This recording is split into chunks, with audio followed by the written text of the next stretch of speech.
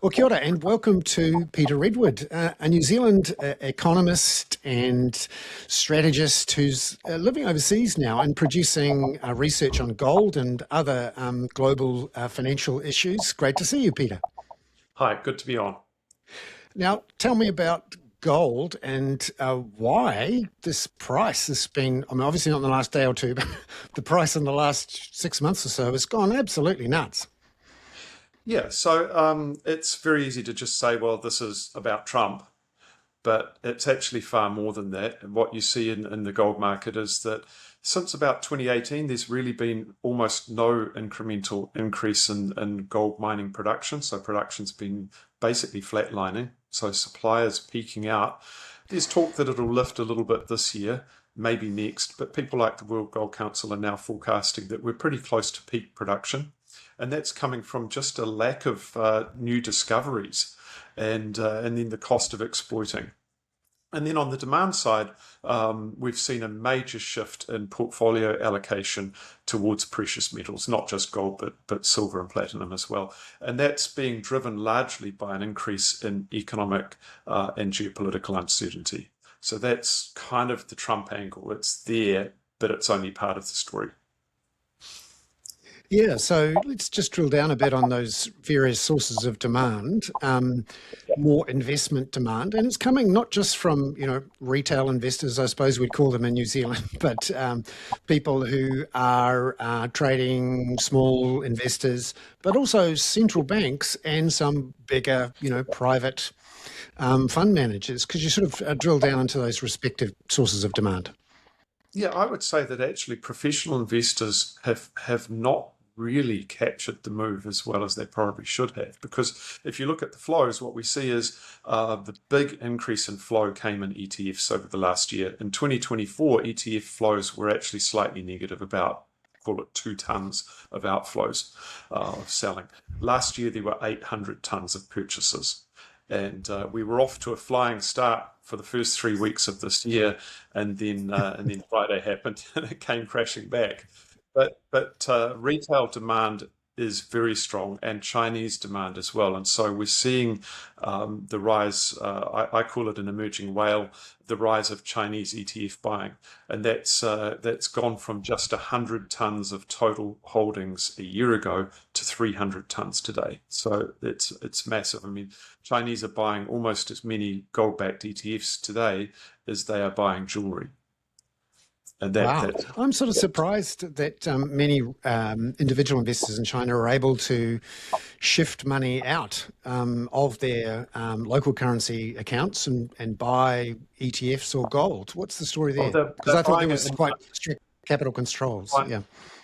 Yeah, so they can buy it in multiple ways. They can go and buy a physical bar and coin in their local shop. They can buy it as jewelry, or they can buy gold-backed ETFs listed in China now. There's about 10 or 12 ETFs, they've been around for a while, but no one really took much notice of them until the end of last 2024. And since the US election and with gold rallying, especially in renminbi terms, there's been quite a surge in demand. And what's happening is Chinese investors who want to own gold have historically gone to a jewelry shop. But of course, you pay jewelry margin on that. You pay the cost to the jeweler. You pay the cost for all the work that the jeweler has done creating the product. And so the actual value of the metal may only be 50%, 60% of the total price. Whereas when you buy an ETF, there's no storage issues, there's no worries about burglaries, there's no payments to jewelers. And so there's been a shift in demand away from jewelry towards investment demand. And this is happening also in India as well. And these are the two biggest markets. Yeah. And then there's the central banks who, for a long Yeah, time, didn't used to hold gold and were selling off their holdings that they'd, had during the 20s and 30s and yeah, 40s or whatever. And then after the Ukraine invasion by Russia yes, and the response by the United States to make it difficult for assets held in Ukraine or held in Russia to be moved, we saw a lot of yeah. central banks buy into gold. Could you talk about that and how much of a factor it is? Yeah, so that's quite a factor. Demand, there's a clear structural break about the time of the Ukraine war. with an almost doubling of demand. Last year they bought about 860 tonnes. So that was down from over 1,000 tonnes the previous year. So the demand is dropping back. Central bankers are price sensitive, but the World Gold Council's report last year on central bank demand showed that central banks are very bullish on the metal and want to continue to allocate into the metal. And when you look at the holdings, some developed countries, the US, France, Italy, Germany, these countries hold significant portions of their reserves in gold. But if you're looking at countries like India, China, some of the other emerging countries, their share of gold ownership in their reserves is very small. And so there's potential for still further massive reallocation of portfolios into gold. So this isn't just a noise story. And if you look at the relationship between gold and the dollar or gold and interest rates, they've completely broken down in the last 2 years. And what's happening is a portfolio reallocation away from dollars and away from bonds towards precious metals. And because these metals are relatively small markets and that there's just not a lot of it available, suppliers not capable of meeting demand, so prices rise. As prices rise, jewelry demand gets crowded out and investment demand takes over. Now, just thinking about the nature of money and the history of financial systems and the fiat money system, and Nixon taking the US dollar off the gold standard, and this idea that there is a debasement trade going on, that a big chunk of the world's reserves that are currently held in US dollars and US treasuries might lose faith in the US government and its ability to keep servicing that debt, or maybe even, pay back the bond when it's due, or maybe do something crazy like, as Donald Trump has suggested, swapping out the US Treasury bond for some crypto or something. So there's been a lot of talk of the debasement trade, but actually when you look under the surface at who's holding treasuries, which is an enormous market, and also what's happened to the US dollar, we haven't actually seen much real movement yet in the debasement trade. What's your view on how much we've seen so far, and whether we could see a lot more? Well, I think you sort of need to step back and think about fiscal accounting first. So you have a primary fiscal deficit, which excludes interest payments, and that will determine basically the path of the debt dynamics. And in the US's case, historically, that primary balance has been pretty close to zero, and the accumulation of debt has kind of happened in line with the growth of the economy. In the last 15 years, that's completely changed. We've seen sustained and large primary deficits, and that's sent the debt level from around 40-45% of GDP back in the Bush era, where Dick Cheney said deficits don't matter, to around 100% of GDP today. Now, as those primary debt dynamics continue to move forward, the interest servicing costs are starting to balloon, and so it starts chasing its tail up, and that's creating concerns that at some point in time the risk is that it starts getting monetized. And that's where you sort of go from worrying about the fiscal policy side to worrying about the monetary policy side. And we're seeing right now a significant shift in the alignment of the Federal Reserve towards the administration. Research shows that when the Fed is aligned with the administration, you tend to get more optimistic forecasts and easier monetary conditions, and that in turn propels concerns around the dollar. And then the next stage for the dollar is large fiscal deficits are propelling and prolonging the current account imbalance. So they're running large current account deficits, about 3-4% of GDP, and that coupled with favourable valuations has sent the international liabilities from around 10% of GDP 20 years ago, with a level that no one cares about, to around 90% today. So the US's external liabilities are as bad today as New Zealand's were at their worst in the late 90s. It's pretty bad. And so people are saying, well, how sustainable is the dollar here? And the answer is probably not that sustainable, because it's trading well above its long-term trend line in real terms. The deficits are not going away. debt levels are accumulating, and now you've got this uncertainty factor kicking in. And so people are pulling their money out and saying, well, where do we go? And the answer is, if you look at Japan, the yen, the renminbi has capital controls, the euro has its own set of problems, sterling has its own set of problems. There's limited places for this capital to move. And so the initial move is into precious metals. But I think what we'll start seeing is a weaker dollar emerging. And it's kind of emerging slowly. Given the US's dynamics, if you were an EM economist, which I've spent most of my time in frontier and emerging markets, you'd be really worried.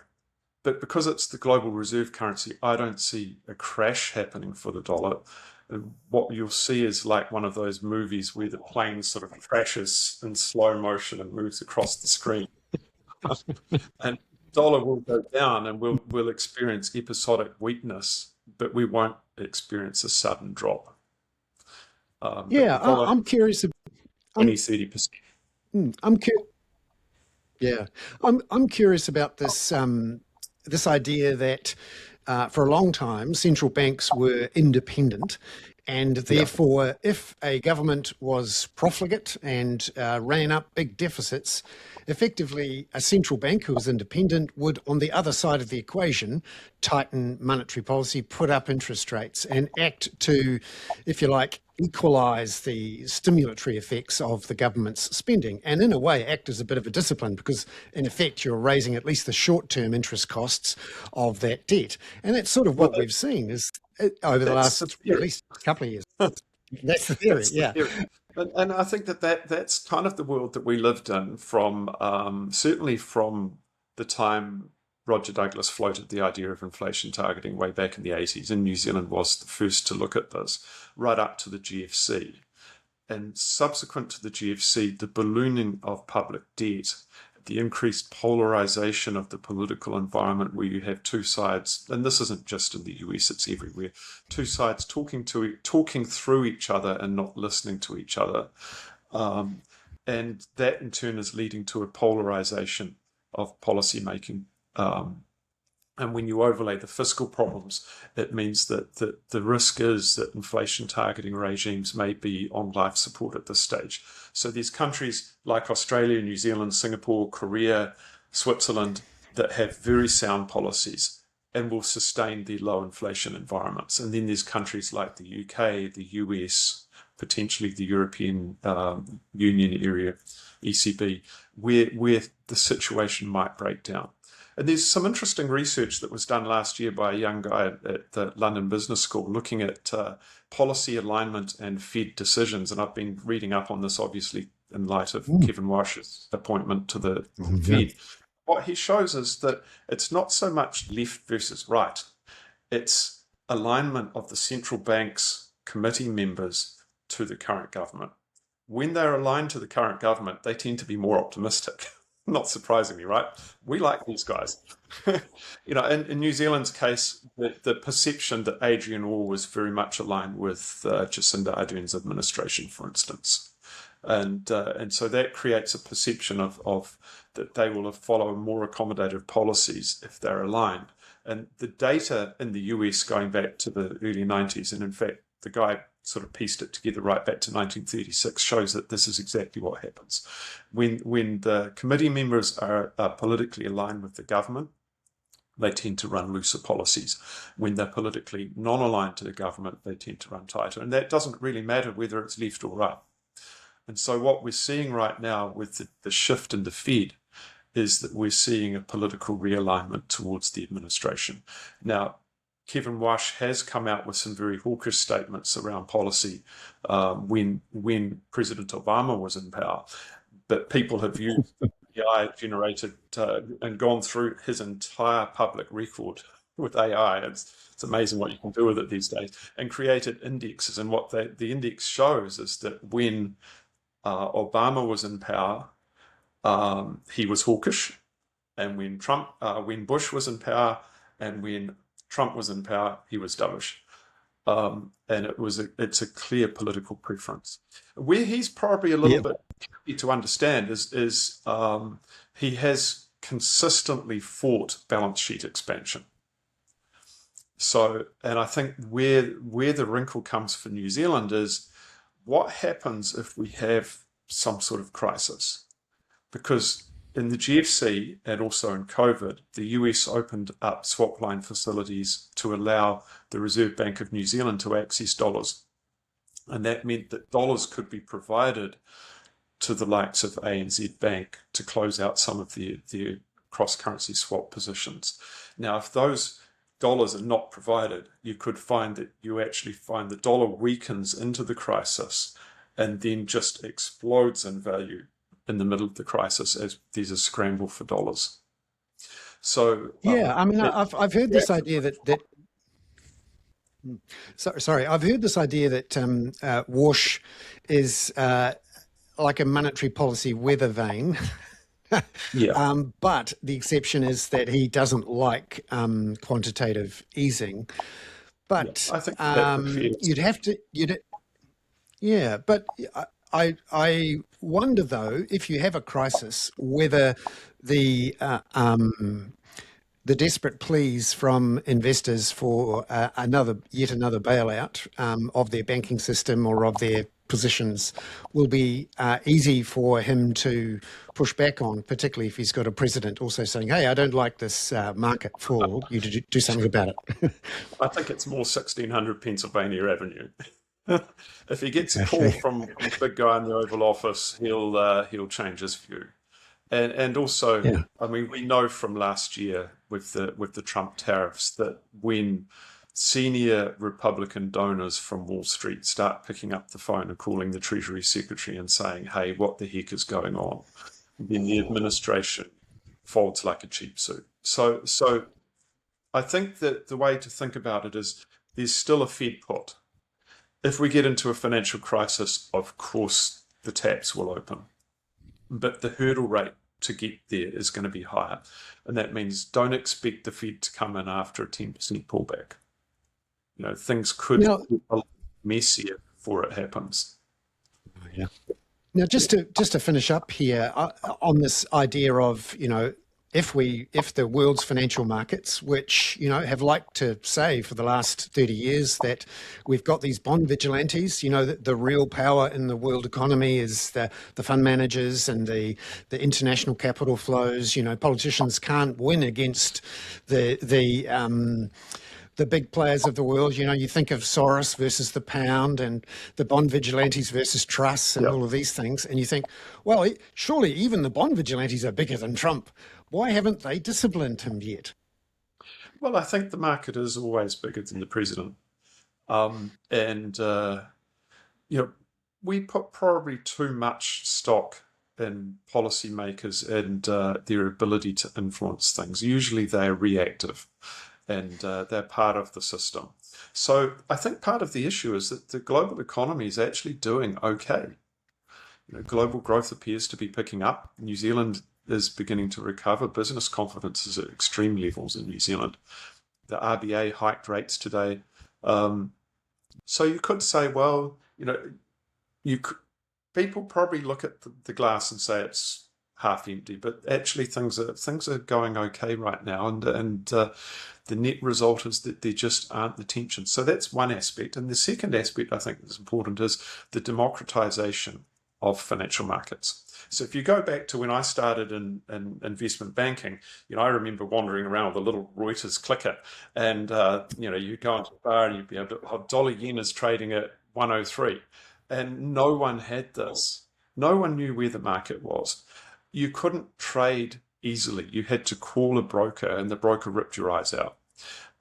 You couldn't risk manage your portfolio because there was no software available. So as a result, people were forced to allocate money into professionally managed funds, either hedge funds or and now they can do it themselves. You can set up a brokerage account, you can run all of your metrics on it, you can look at your value at risk, you can look at your portfolio, you can trade in and out at any time of the day or night and any amount of size. You can access margin. You can borrow against your position. So, and we've seen an explosion of trading by the public, and the public's going to be more responsive to the sort of underlying forces. and probably a little bit less reactive to what Wall Street tweets about. And at the moment, the public is very optimistic. So while the economy remains supported and growth is continuing, growth looks pretty good. People are going to remain pretty confident. Where it starts unraveling is you've got all these ETFs, the rise of index funds, and probably what that means is that if we do go into a slowdown, the risk is that everyone tries to get out at the same time. So we could see the market climb, and then thump, and that's what we saw in silver last week.